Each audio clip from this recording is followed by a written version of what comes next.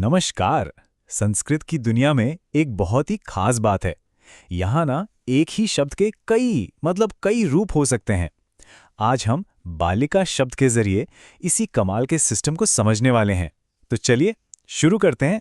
जरा सोचिए, हिंदी या अंग्रेजी में एक शब्द के ज्यादा से ज्यादा कितने रूप होते हैं? कुछ ही है ना? लेकिन संस्कृत में ये गिनती कहीं ज्यादा है और इसके पीछे एक बहुत ही मजेदार लॉजिक छुपा है।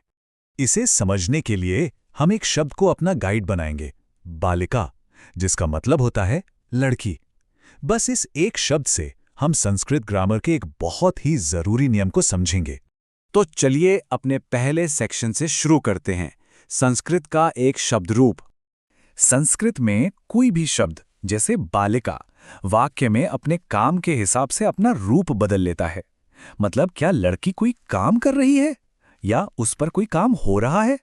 हर सिचुएशन के लिए एक अलग, बिल्कुल सटीक रूप होता है। अच्छा, तो इन रूपों को कंट्रोल क्या करता है? असल में दो चीजें हैं, विभक्ति और वचन। आइए इन्हें थोड़ा करीब से जानते हैं। देखिए, विभक्ति बताती है शब्द का रोल या काम, जैसे कि वो सब्जेक्ट है या ऑब्जेक्ट।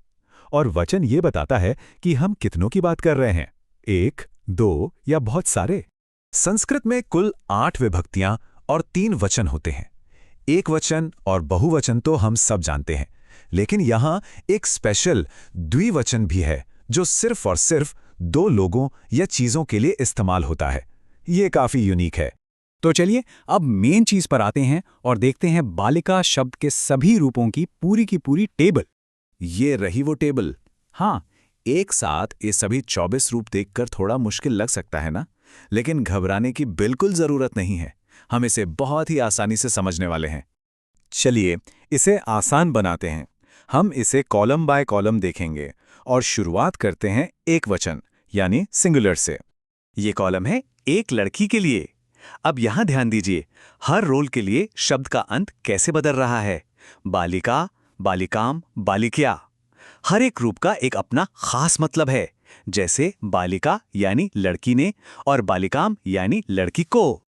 अब आते हैं द्विवचन पर, यानी 2 लड़कियों के लिए। यहाँ एक मजेदार बात यह है कि कुछ रूप बार बार आते हैं, जैसे बालिके और बालिकाभ्याम। इस पैटर्न की वजह से इन्हें याद रखना काफी आसान हो जाता है।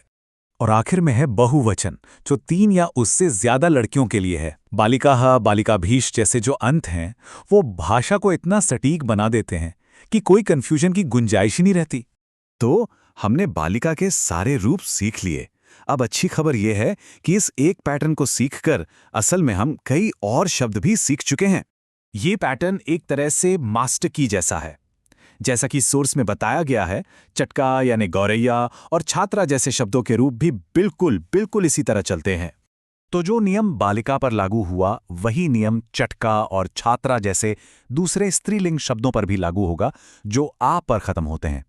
मतलब एक पैटर्न सीखा और कई शब्द अपने आप आ गए। हाँ, एक बात है, छात्रा शब्द के लिए एक छोटा लेकिन बहुत जरूरी नियम है जिसे याद रखना होता है।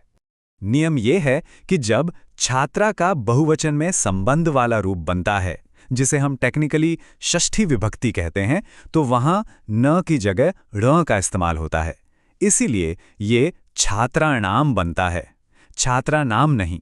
देखिए, है तो ये एक छोटा सा फर्क, लेकिन व्याकरण की सटीकता के लिए बहुत जरूरी है। चलिए अब इस पूरे सिस्टम की सबसे बड़ी खूबी को समझते हैं, व्याकरण की सटीकता। तो पूरी बात को हम 3 आसान स्टेप्स में समेट सकते हैं। पहला, शब्द का रोल यानी विभक्ति पहचाने। दूसरा, उसकी गिनती यानी वचन पहचाने। और तीसरा, बस सही वाला रूप लगा दें। कितना सिस्टमैटिक है। तो आखिर में एक सवाल ये उठता है कि क्या ये सिस्टम भाषा को मुश्किल बनाता है या फिर इसे और ज्यादा सटीक और पावरफुल बनाता है? ये सोचने वाली बात है।